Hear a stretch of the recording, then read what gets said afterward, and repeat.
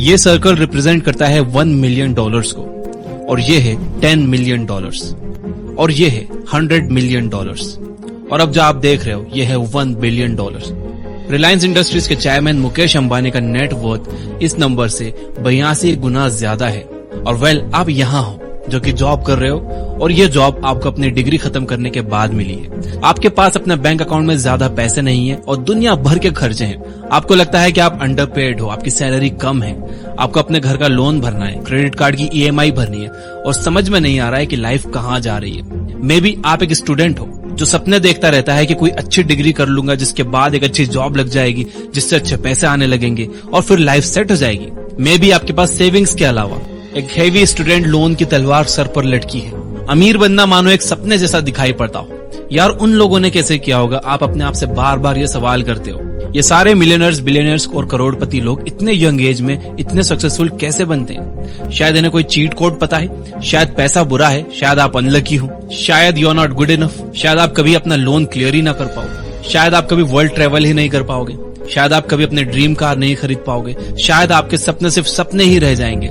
ये सब के बाद आपको रियलाइज होता है कि ये सब कुछ एक गेम है, एक गेम जिसमें आप जितनी भी मेहनत कर लो आप सिर्फ हारते ही जा रहे हो, क्योंकि आपने एक हारती हुई टीम चूज की है। What if I tell you that you are wrong? पैसा कमाना इतना भी मुश्किल नहीं। What if I tell you कि सच में वेल्दी बनना, ज्यादा पैसे कमाना और अमीर बनना उतना मुश्किल नहीं है जितना आप समझ रहे हो? What if I tell you कि आपको जो स्पोर्ट्स कार लेनी है वो आप ले सकते हो, आपको घर का लोन क्लियर करना है वो आप कर सकते हो, आपको जो गुच्ची के डिजाइनर कपड़े लेने हैं वो आप ले सकते हो, आपको जो लेटेस्ट आईफोन खरीदना है वो आप खरीद सकते हो, और आप जैसी चाहो वैसी लाइफ जी सकते हो। तो आप कहोगे कि क्या सर आप कहीं झूठ तो नहीं कह रहे हो? जिसके जवाब में मैं कहूंगा कि नहीं, इट्स पॉसिबल। जैसे कि रॉबर्ट कियोसाकी कहते हैं कि आप सभी को एक तरीके से सोचने के लिए कंडीशन किया गया है। मैं आपको वार्निंग देता हूं कि स्टार्टिंग में आपको कई परेशानियां आएंगी।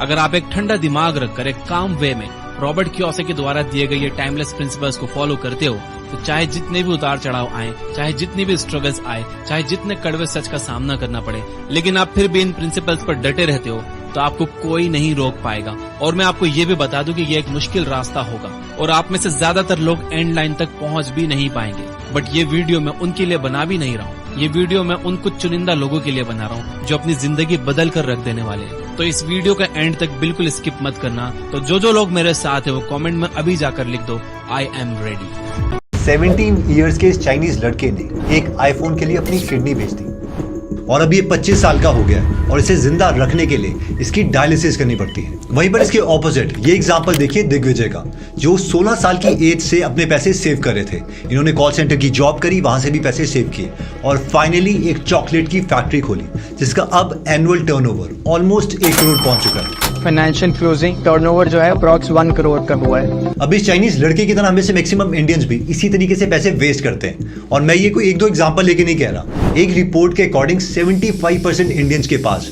अपना इमरजेंसी फंड नहीं है, यानी कल को कोई भी डिफिकल्ट सिचुएशन आती है उनके लाइफ में, वो खुद को और अपनी फैमिली को प्रोटेक्ट नहीं कर सकते।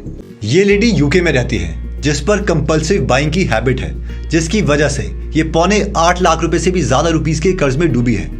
I'm in about £7,500 debt. जिसकी मंथली सैलरी 2,06,000 रुपए के करीब है, लेकिन फिर भी ये खुद को शॉपिंग करने से नहीं रोक पाती। इनका कहना है कि अगर कोई भी प्रोडक्ट इनके बजट के बाहर भी जा रहा है तो भी उसको खरीदती ही है। I might not want to buy, but I just buy it. उन्होंने घर की अलमारी को डिजाइनर शूज, ज्वेलरी, बैग सबसे भर रखा है।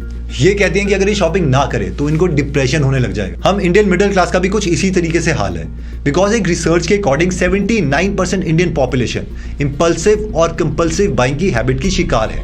अगर मैं आपको इसका एग्जांपल दूं तो 2022 में Amazon और फ्लिपकार्ट ने बिग बिलियन डेज और ग्रेट इंडियन फेस्टिवल का ऑफर दिया था, जिसमें 4 दिन के अंदर अंदर 11,000 करोड़ के मोबाइल फोन बिके और इसके बाद भी हजारों करोड़ के बाकी प्रोडक्ट्स बिके।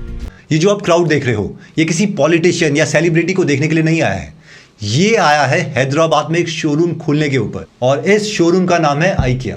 इस शोरूम के ओपनिंग डे में 40,000 लोग इस शोरूम को विजिट करने के लिए आए।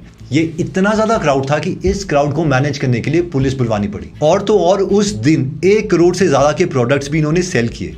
बट हम इमेजिन कर सकते हैं कि शो ऑफ और डिस्काउंट्स के लिए हम किस हद तक जा सकते हैं। ये है इन्वेस्टर शंकर शर्मा।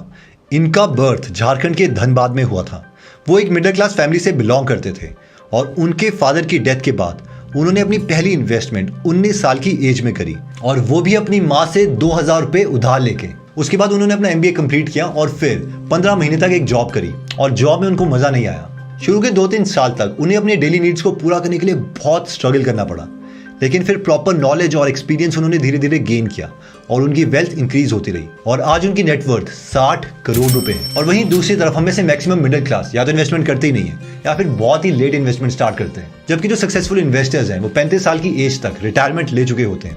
इसके अलावा शंकर शर्मा का कहना है कि उनकी सक्सेस का secret daily book reading habit है। Bedrock of success is only one, आपने कितनी रीडिंग की है और कितनी रोज करते हैं। ठीक उसी तरीके से अगर आपको भी अपनी बुक रीडिंग हैबिट बनानी है तो आप गीगल एप्लीकेशन डाउनलोड कर सकते हैं, जहां पर 200 से ज्यादा बुक समरीज हिंदी में फ्री में अवेलेबल है, और हर संडे हम उसमें एक फ्री बुक समरी ऐड करते हैं। अगर आप प्रीमियम सब्सक्रिप्शन नहीं भी लेते तो भी 200 हफ्ते तक यानी ऑलमोस्ट 4 साल तक आप हर हफ्ते अपनी एक बुक समरी कंप्लीट कर सकते हैं, और तब तक हम उसमें और फ्री बुक समरीज तो ऐड कर ही देंगे। तो अगर आप इस एप्लीकेशन में इंटरेस्टेड हैं तो इसका लिंक मैं डिस्क्रिप्शन और फर्स्ट कमेंट में दे दूंगा। Coming back to the story, देखिए इस सक्सेसफुल इन्वेस्टर से इंस्पिरेशन लेकर हमें भी अर्ली इन्वेस्टमेंट स्टार्ट कर देनी चाहिए। अर्ली इन्वेस्टमेंट करने से हमें कितना बेनिफिट हो सकता है, इसे हम एक एग्जाम्पल से समझते हैं। सपोज आपकी एज अभी 20 साल की है और आप हर महीने 20,000 रुपए 40 साल तक सिप में इन्वेस्ट करते हैं, और अगर ऑन एन एवरेज आपको 15% CAGR मिलता है तो आपके पास 62 करोड़ रुपीस होंगे, just because of one simple habit. इसमें आपको कोई दिमाग नहीं लगाना पड़ा, एक्टिवली अपने पैसे मैनेज नहीं करने पड़े। वहीं पर अगर हम इन्वेस्टमेंट 35 साल की एज में स्टार्ट करते हैं तो जब हम 60 साल के हो जाएंगे तो हमें सिर्फ 6.5 करोड़ रुपए मिलेंगे, यानी कि पूरे 55 करोड़ रुपए कम। और इतना नेटवर्थ का फर्क सिर्फ इसीलिए है क्योंकि हमने इन्वेस्टमेंट लेट स्टार्ट करी थी। होगा थर्ड में आपको एक बहुत ही अच्छा मंत्रा बताता हूँ, वो ये है कि हमें हर मंथ सारे अपने फिक्स्ड एक्सपेंसेस को कैलकुलेट करना है कि हमने कितने पैसे खर्चे, और हर महीने उन सभी फिक्स्ड एक्सपेंसेस को हमारी इनकम से माइनस कर देना है। अगर ये अमाउंट 30 से 35% आ रहा है तो आप समझो आप ग्रीन जोन में हो, यानी आप बाकी लोगों से अच्छा परफॉर्म कर रहे हो। अगर ये अमाउंट 15 से 25% के बीच है तो आप ब्लू जोन में हो, यानी please move to green zone. और अगर ये अमाउंट 5 से 10% के बीच में है तो आप रेड जोन में हो, यानी हम बाकी लोगों के कंपैरेटिवली बहुत बुरा परफॉर्म कर रहे हैं। So please try to come in the green zone. अब मैं जानता हूं कईयों की सैलरी ही बहुत कम है और वो ग्रीन जोन में नहीं आ सकते, 30 से 35% हम सेव नहीं कर सकते, बट जिनकी सैलरी है उनके लिए मैसेज वैलिड है। एनीवेज, अगर आपको लगता है कि ये सोल्यूशंस इफेक्टिव हैं तो अपने फ्रेंड्स में या फिर फैमिली में जो भी लोग हैं जिसकी ये वीडियो काम आ सकती है उनके साथ ये वीडियो प्लीज शेयर कीजिए।